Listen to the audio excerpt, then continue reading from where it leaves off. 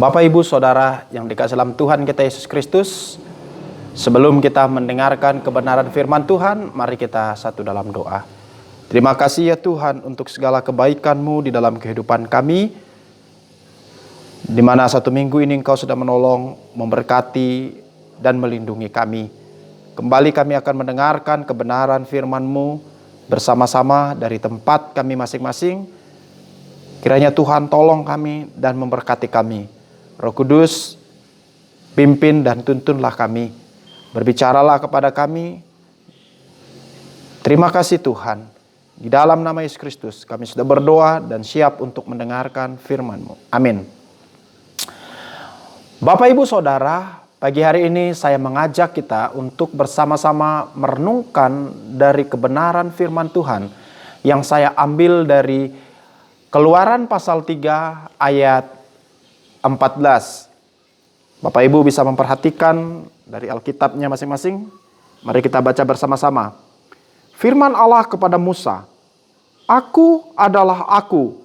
Lagi firman-Nya, "Beginilah kau katakan kepada orang Israel itu, Akulah Aku, telah mengutus Aku kepadamu." Bapak, Ibu, Saudara yang dikasihi dalam Tuhan kita Yesus Kristus, gagasan utama dari kebenaran firman Tuhan ini, dari ayat ini adalah Allah menyertai umat Israel. Dan dalam ayat ini saya mengangkat satu tema untuk kita bersama-sama renungkan, yaitu Aku adalah Aku.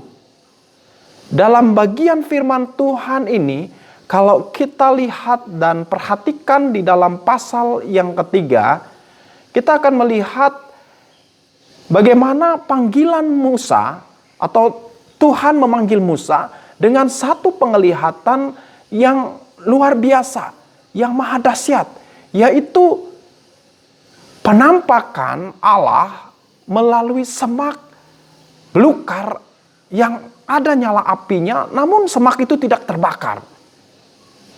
Dan dengan penasaran, kalau kita memperhatikan, Musa menuju ke semak tersebut.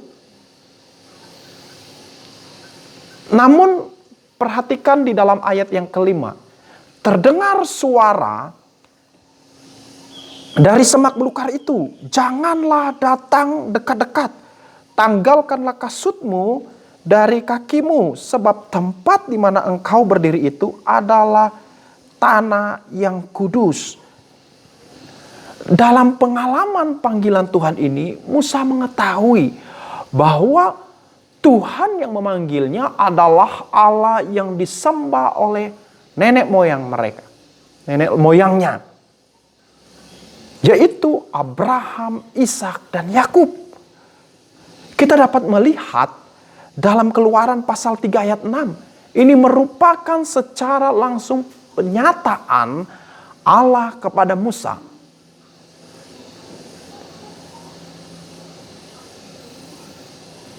Dalam keraguan Musa tentang panggilan tersebut, Musa berkata kepada Tuhan, "Siapa namamu?" Dan Tuhan menjawab firman Allah kepada Musa, "Aku adalah Aku." Lagi firman-Nya, "Beginilah kau katakan kepada orang Israel itu, Akulah Aku, telah mengutus Aku kepadamu." Demikian juga Bapak, Ibu, Saudara, dengan keraguan para murid tentang kebangkitan Tuhan Yesus Kristus. Dan pada akhirnya Yesus menyatakan dirinya sebagai Yahweh, Allah, dengan membuktikan kepada para murid dan kepada kita semua bahwa Yesus Kristus ialah penggenapan nubuat dalam perjanjian lama.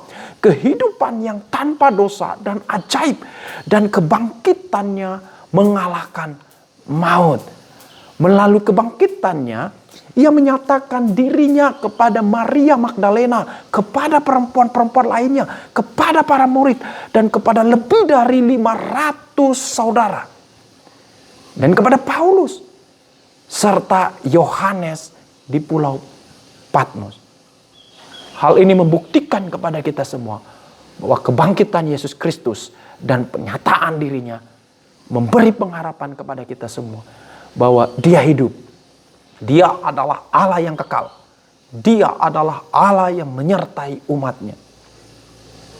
Karena itu pagi hari ini, kita akan bersama-sama merenungkan makna penting bagaimana atau makna yang dinyatakan Tuhan kepada Musa. Ketika Tuhan memperkenalkan dirinya kepada Musa, aku adalah aku atau Yahweh. Kalau dalam tulisan bahasa Indonesianya, kata Tuhan dalam huruf besar semua. Ada 3 makna penting yang terkandung dari nama tersebut. Karena itu saya mengajak kita bersama-sama merenungkannya. Makna yang pertama yaitu ada. Bapak Ibu Saudara, arti yang penting atau yang paling menonjol dari nama Yahweh atau nama Tuhan itu yaitu ada. Namun ini bukan berarti bahwa Tuhan itu ada. Tetapi dia berada dari dirinya sendiri. Dia selalu ada, dahulu ada, sekarang ada, dan tidak pernah tidak ada. Ia kekal adanya. Dia tidak tergantung kepada siapapun dan oleh apapun. Namun sebaliknya, segala sesuatu bergantung kepadanya dan berpaut hanya kepadanya. Saudara, kematian kebangkitan Yesus Kristus dan penyataan dirinya kepada para murid dan orang percaya saat itu membuktikan kepada kita bahwa Yesus Kristus adalah Yahweh.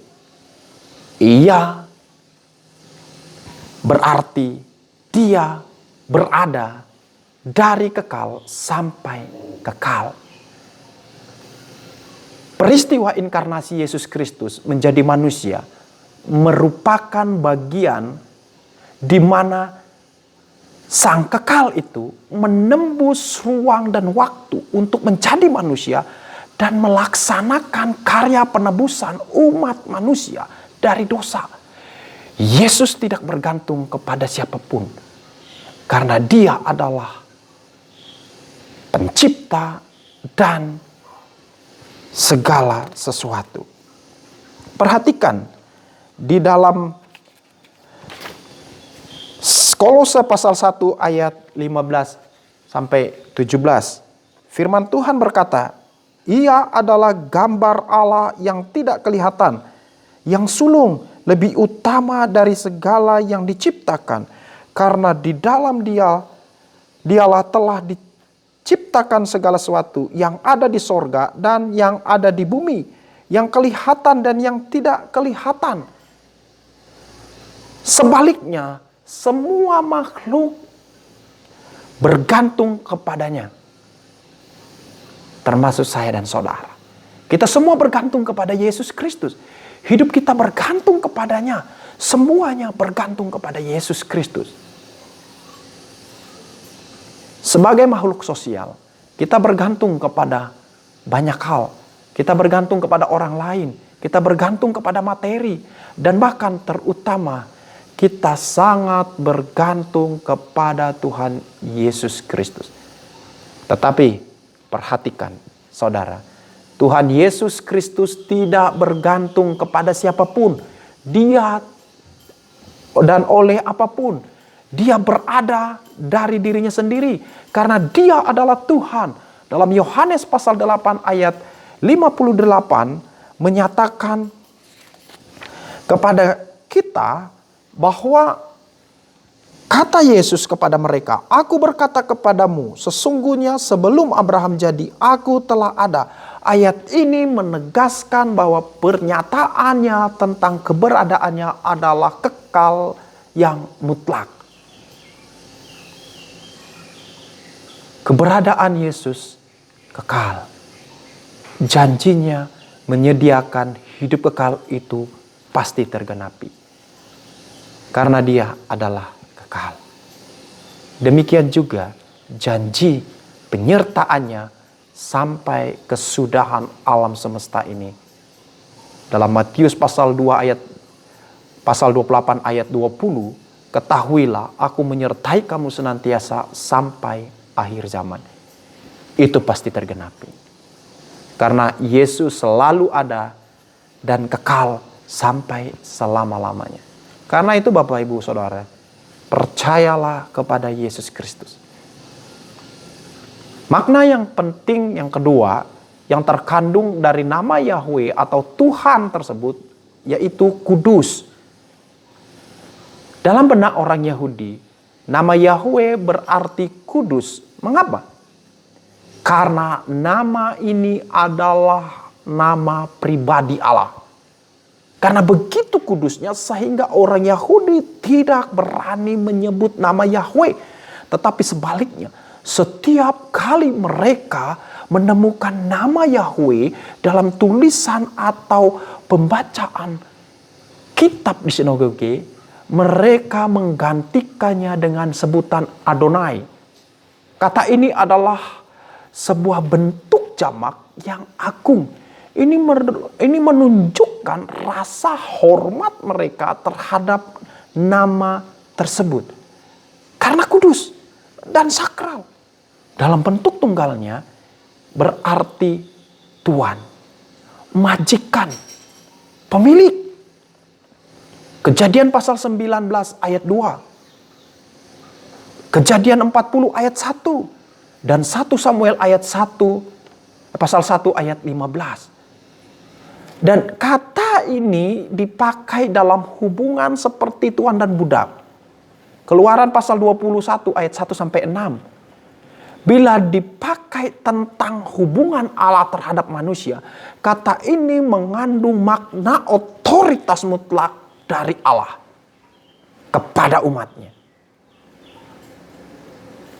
Perhatikan Bapak Ibu, ketika Musa bertemu dengan Tuhan, ia diminta untuk menanggalkan kasutnya karena kekudusannya. Bahkan makhluk surgawi seperti para serafim tidak tahan menghadapi kekudusannya. Mereka menutup kedua mata dan kaki mereka dengan sayap-sayapnya, ya, serta berseru, "Kudus, kudus, kuduslah Tuhan." Yesaya pasal 6 ayat 2 sampai 3. Bapak Ibu Saudara, sejak dalam kandungan Maria, malaikat yang mengumumkan kelahirannya berkata bahwa Yesus kudus anak Allah. Lukas pasal 1 ayat 35. Karena Yesus adalah Yahweh, Dia pun kudus, dosa tidak ada padanya. Ibrani pasal 4 ayat 15 sampai 16 berkata, sebab imam besar yang kita punya bukanlah imam besar yang tidak dapat turut merasakan kelemahan-kelemahan kita. Ya, sebaliknya sama dengan kita, ia telah dicobai, hanya tidak berbuat dosa. Sebab itu, marilah kita dengan penuh keberanian menghampiri tahta kasih karunia, supaya kita menerima rahmat dan menemukan kasih karunia untuk mendapat pertolongan kita pada waktunya. Bapak Ibu Saudara, kita tidak dapat berkenan kepadanya karena kita manusia berdosa. Hanya melalui karya penyelamatan di kayu salib serta kasih karunia-Nya lah yang membuat kita dapat menerima kekudusan serta berkenan di hadapannya. Karena itu, bersyukurlah untuk pengudusan yang dikerjakan Yesus di kayu salib. Bagi saya dan saudara yang percaya kepadanya. Sekali lagi Bapak Ibu Saudara, saya mau katakan, hanya di dalam Yesus Kristus kita memperoleh kekudusan. Makna yang ketiga yang terkandung dari nama Yahweh atau nama Tuhan tersebut yaitu kasih setia. Nama Yahweh selalu dipahami sebagai nama yang berkaitan dengan sebuah relasi antara Tuhan dan umatnya yang diikat dalam sebuah perjanjian. Karena Tuhan akan membebaskan bangsa Israel dari perbudakan di Mesir. Ya. Dikatakan bahwa dia mengikat perjanjiannya kepada Abraham. Tuhan berkata kepada Abraham, keturunannya akan menjadi ahli waris tanah perjanjian. Perjanjian ini disebut dengan perjanjian sepihak dari Tuhan, yang tidak dapat dibatalkan oleh siapapun dan oleh keadaan apapun. Kalau kita perhatikan bagaimana Firaun dengan keras menekan umat Israel, begitu kuatnya, tetapi tidak mampu menghalangi relasi janji tersebut. Bahkan keberdosaan Israel dengan kekerasan hatinya tidak bisa menggagalkan janji itu. Allah adalah Tuhan yang setia. Dia tidak setia dengan janjinya. Dan kita melihat pada zaman Yosua, bagaimana Tuhan memimpin mereka untuk masuk kepada tanah perjanjian itu, atau tanah Kanaan. Dan janji setia Tuhan itu pun berlaku sampai saat ini melalui Yesus Kristus, yang penuh kasih setia, yang kita kenal dengan kasih karunia. Karena Yesus adalah Yahweh yang penuh kasih setia. Alkitab menyatakan dalam Yohanes pasal 1 ayat 16 sampai 17. Karena dari kepenuhannya kita semua telah menerima kasih karunia demi kasih karunia. Sebab hukum Taurat diberikan oleh Musa, tetapi kasih karunia dan kebenaran datang oleh Yesus Kristus. Yesus adalah sumber kasih karunia atau kasih setia. Ia menyediakan kasih karunia demi kasih karunia bagi umat manusia yang berdosa. Bapak, Ibu, Saudara, untuk memperoleh keselamatan yang dibutuhkan seseorang bukanlah hukuman, bukanlah aturan atau syarat, tetapi melainkan kasih karunia Tuhan. Yesus telah menyediakan kasih karunia bagi manusia berdosa melalui kematiannya dan kebangkitannya supaya kita diselamatkan. Dia juga memberikan kasih karunia dalam setiap kehidupan kita setiap hari. Karena Yesus adalah setia dan kasih setianya adalah kekal. Apapun keadaan kita saat ini, tidak ada kuasa manapun yang dapat menggagalkan kasih karunia yang telah diberikan kepada kita yang percaya kepadanya. Karena kasih setia Tuhan Yesus Kristus merupakan perjanjian kekal dari pihak Tuhan yang telah dimateraikan oleh darah anak domba Allah, yaitu Yesus Kristus. Sekali kita menjadi anak Allah, selamanya kita adalah anak Allah. Karena itu Bapak, Ibu, Saudara, setialah kepada Tuhan Yesus Kristus dan muliakanlah Dia dengan hidupmu, karena Dia telah setia kepada kita semua. Kiranya melalui kebenaran firman Tuhan pagi hari ini memberikan kita pengharapan, memberikan kita kepastian, memberikan kekuatan kepada kita, dan memberkati kita semua. Dalam situasi apapun dan keadaan apapun kita saat ini, percayalah, Dia ada bersama kita. Karena itu, tetaplah menjaga kekudusan hidupmu, karena Dia adalah kudus. Serta tetap setia kepadanya, sebab Dia telah setia kepada kita. Dan janjinya kekal. Dan terus menyertai kita sampai selama-lamanya. Amin. Kita berdoa. Terima kasih ya Tuhan untuk kebenaran firman-Mu. Biarlah kebenaran firman-Mu ini kiranya memberkati kami, menghibur kami, dan terus menolong kami untuk melewati hari-hari kami di dalam 1 minggu ke depan ini Tuhan. Berkati kami semua Tuhan. Apapun kondisi kami, kami percaya bahwa Tuhan menyertai kami dan Tuhan menolong kami. Dalam nama Yesus Kristus kami sudah berdoa. Amin.